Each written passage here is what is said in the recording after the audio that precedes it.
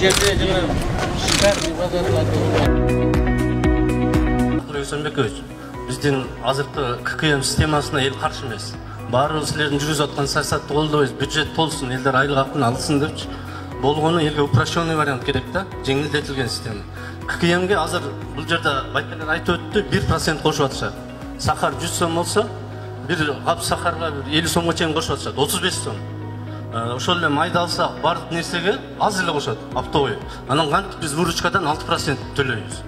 Мамлекеттин талабы жер аябай чоң болуп атат да, элдин көйгөйү ушул проценттин жеринен келип атат. Мага эмне керек, урматтуу агайын туугандар, карындаштарым, мына бул киши айтып атпайбы? Мына 152 сомго султан чай алып атам. Анан 160ка сатып атам, 8 сом көрүп атат. А ошо султан чайды чыгарган завод мага эчтеке төлөбөй атпайбы?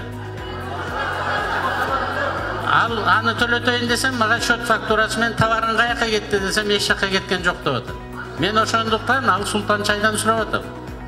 Мен ошо султан чайды сатып атып, сиз 8 сом көрүп атат, 8 сомдон мен бир да тыйын албай эле коеюнчу. Бирок ошо султан чайды ким алып келип берди? Ошону мага айтып койгулачы, байболуңурлар. Мына сиздерге чечимди кабыл алганы келдим да бул жерде. Патент төлөйм десеңер, патент төлөгүлө. İşteysinlermi? İştegile patent menен. Счет фактураны сурайм мен баары. Мен укуктуу. Калайсыңар патентте төлөбөй эле койгула. Бирок счет фактураны айткыла мага. Мага контрабандисттерди айтып бергиле. Сиздер менен акылдашып алып бир нукка түшөйлү. Туурабы? Силерге дагы, анан өкмөткө дагы пайдалуу жагын бүгүн чечейле. Сиздер суранабыз ушу ККМди жоюп эле бизге. Убакыт болобу же şu bizge patentli sisteme kılıp durulur. Bırak patentli kılganda dahi şu işgirlerge şu жоопкерчиликти bizim moynumuzga bilip her biri nemebizdi esептеп turup çoğurak iştegen çoğurak patent төлөгүлө azırak төлөп turup ошонун баарыбызын şu төлөй тургандай кылсак да бар арабызда şu төлөбөй дагы жүргөндөр бар да. Биз мунун баарын иреттеп келатабыз да кичинеден. Жанагы сен айтып аткан эле счет фактура аркылуу иреттеп ордуна коюп келатабыз. Муну баары иреттелет, урматтуу агайын туугандар. Мен сиздерге Садыр Нуркожоевичтин да менин да саясатымды айтып берейин. Биз сиздерге жумуш иштеп аткан үчүн ыраазыбыз. Биз силердин жоон териңерди сыйрыбайлы деген жерибиз жок. Бирок ушул жерден миллионду, миллиардты таап алып, анан бөлөк республикага катышып кетип, ошол жактын бизнесин көтөрүп аткандарды биз эми келе кой, беркел бизге кичине акча төлөп кой дейин деп атабыз. Мына азыр арак саткандар боюнча айтып коеюн. 2011-жылы мен министр финансы болуп турганда 1.600.000 декалитр арак сатылчу. Мен ошондон аксыз чогултчумун да. Азыр келип карасам 328.000 декалитр дейт. 5 эсе түшүп кетти дейт.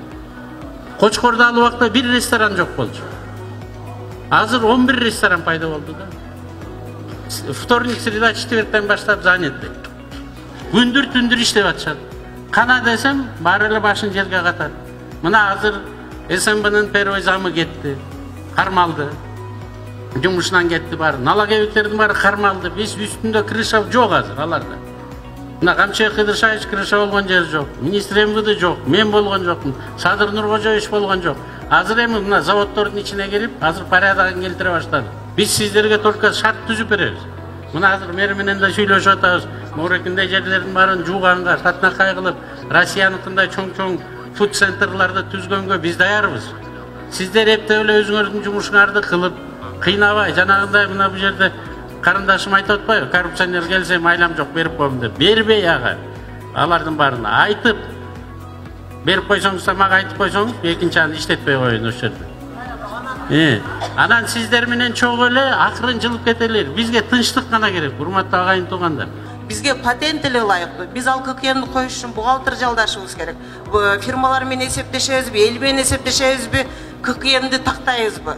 Бизге ошол боюнча эле калтырсаңыздар. Анан ККМ менен кассабыз туура келиш керек экен, эсил ККМ кошулса. Анан эми сиздерге мындай бири-бирибизге чыдамчылык керек да. Мен жана WhatsApp группадан көрүп атам ошонучу.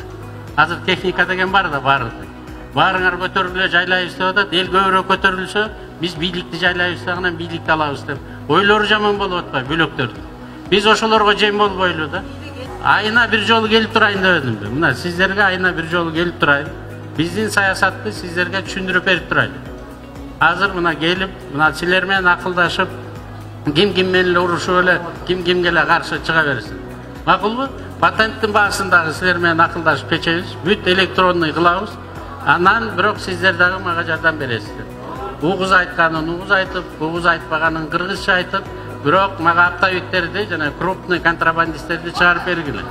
Көптөн бери эле уже 100% алдык дегенибиз менен арабызда бар 5 кол тең эмес да.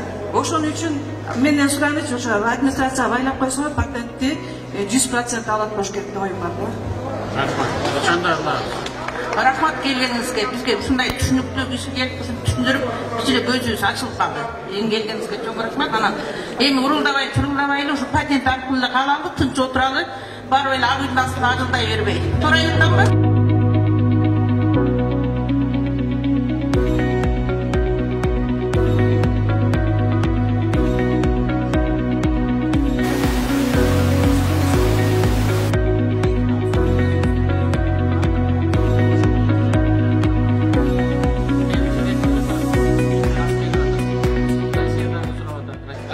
Айтып коюн, баарыңыздар аман эсен, ден соолукта, ушундай урушуп шишип, 1 эмес 10 саат жерде иштейсиздер. 12 саат. Суббота, воскресенье жок. Туурабы? Суббота, воскресенье иштейт. Ошондуктан кичине дагы чыдап бериңиздер. Нормально иштешейли. Ак үйгө барып 200 киши баргандан көрө мен өзүм бияка келип турайын, ичкирсаңар. Просто Кыргызстанда дагы өнүгүп кетсе экен деп атабыз.